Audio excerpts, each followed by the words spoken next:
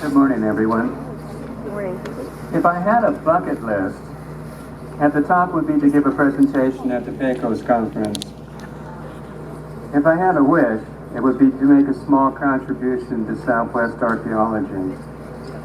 That being said, I have been fortunate to have the opportunity to accomplish both. So you might ask, what am I doing here, coming all the way from California to speak for the landowners who live in Florida? Well, I will tell you, it is simply to firmly establish the Nancy Patterson Project and the story of Southwest archaeology, and in the process, enjoy this experience one more time. The Nancy Patterson Project began with the vision of Mark Evans. It is his legacy that we consider today. He believed that the site should be conserved for the future and that ordinary citizens could make significant contributions to Southwest archaeology. His goal was to see the site used to bridge the gap between the public and scientific community by providing a common educating experience and appreciation for our prehistoric American history. The site continues to be in the trust of private landowners and covers 24 fenced acres that circle the Nancy Patterson Butte. It is one of the longest privately active archaeological sites in southeastern Utah. The detailed study of the site began in 1983. A central focus of the site is Nancy Patterson Village, located at the southern Butte base. The moderate-sized rectangular village is a notable presence in the southern portion of Montezuma Canyon. Its size and location suggests that it was undoubtedly known over a large area and may have been a major religious and trade center. Since the project began, less than 10% has been investigated over its history. The 2014 and 2016 field seasons continued a planned ongoing program of documenting datable material and to produce a more accurate map of the village layout and development, as well as the depth of the occupational sequence. Short periods of time, ranging from 2 to 3 weeks, were spent at the site during the field seasons. Both academic and public volunteers participated as field crew members. Yard work, in the form of brush clearing, has always been a yearly project. As a result, over the years, a grass cover has begun to form and protect the site from erosion.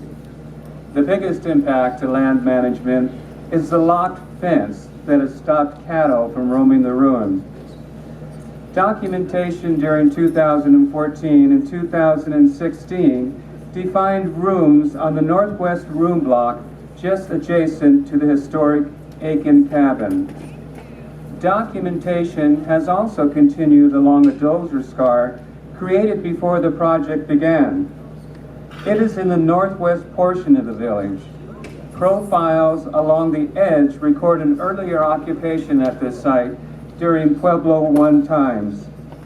The 2015 and 2016 field seasons defined the southeast portion of the Nancy Patterson Village and documented stratigraphic change at this location. A unique, large circular structure outside the South Village room block back wall was defined during 2015 and 2016. It measures approximately 3 meters in diameter. The feature does not appear to be a kiva and was previously mapped as a square structure. It was built above ground and perhaps 1.5 stories tall. A doorway in the feature faces to the northwest. Canyon excursions have continued to document and interpret features away from the village.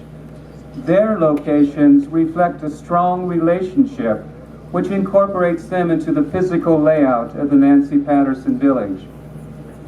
Petroglyphs on the Montezuma Canyon walls have been observed during the changing seasons.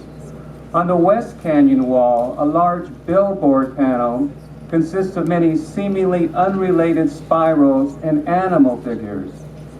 Only during the winter solstice does a long shadow connect several of the spirals. Most notably, at Spirit Bird Cave, which is located to the northwest, high in the canyon wall, only during the winter solstice does the sun light the crevice opening in the inner chamber floor. Several features around the village mark its boundaries. Directly to the west is a large cave-like opening adjacent to a small room that was excavated into the sandstone cliff. It marks the western boundary of the village. The east is marked by an emergence petroglyph and a small shrine. The north and south, small satellite group dwellings are considered boundaries in these directions. Remapping has refined features, giving a more detailed understanding of the components of the village. Data at this time have confirmed: 1, the architectural style of the village is consistent with Mesa Verde block style. 2, the rectangular layout does not appear to have been influenced by Chacoan style. 3, that occupation and abandonment occurred at several intervals during the Pueblo 3. And 4, the current Nancy Patterson Village was constructed over an extensive Basket Maker 3 to Pueblo 1 area. In conclusion, the Nancy Patterson project has consistently demonstrated over the last 34 years the importance of continued preservation and theoretical research. First reported at a 1996 PECOS conference, it has been kept in the public eye through conference presentations and publications. It has continued to answer the question of what made this site such an attractive and influential location for such a long period of time. Foremost, the project has presented a new approach to the understanding of the site, not so much with the material aspects, but with a more theoretical presentation.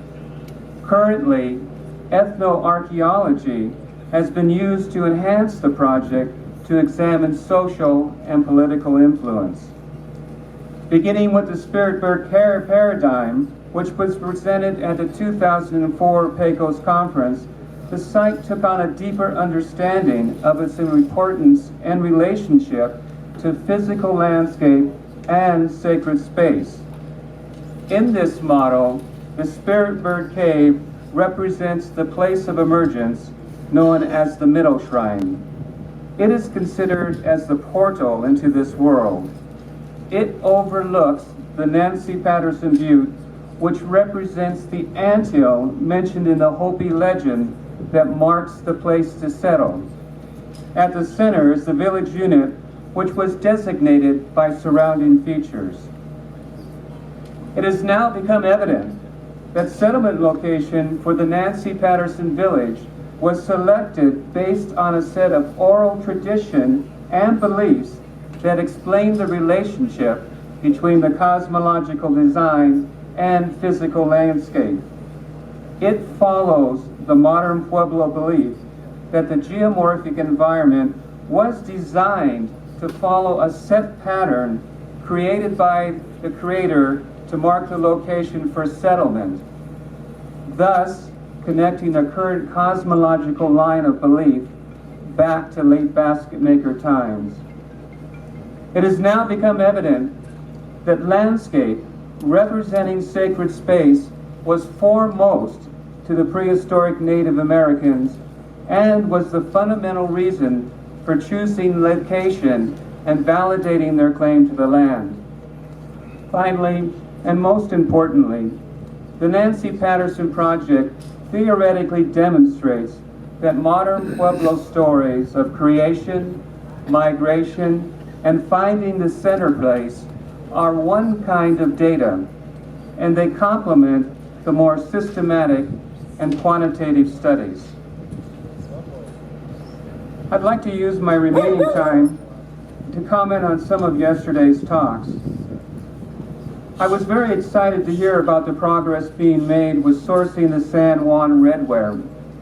The Nancy Patterson Project has begun and advocated for such studies since 1985.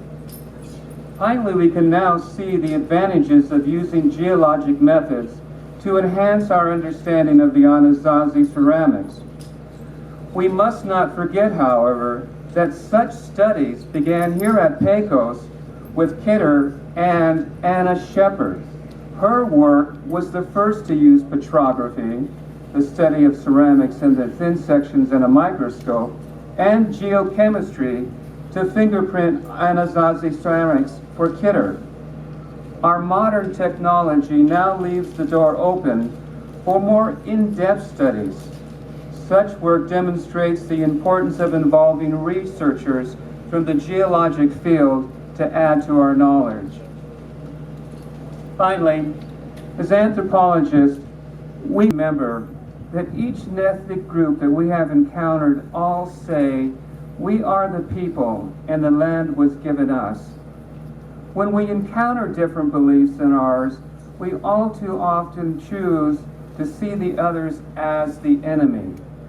Through ignorance, we breed hatred, and hatred brings war. From our studies, we must realize that we have more in common than not.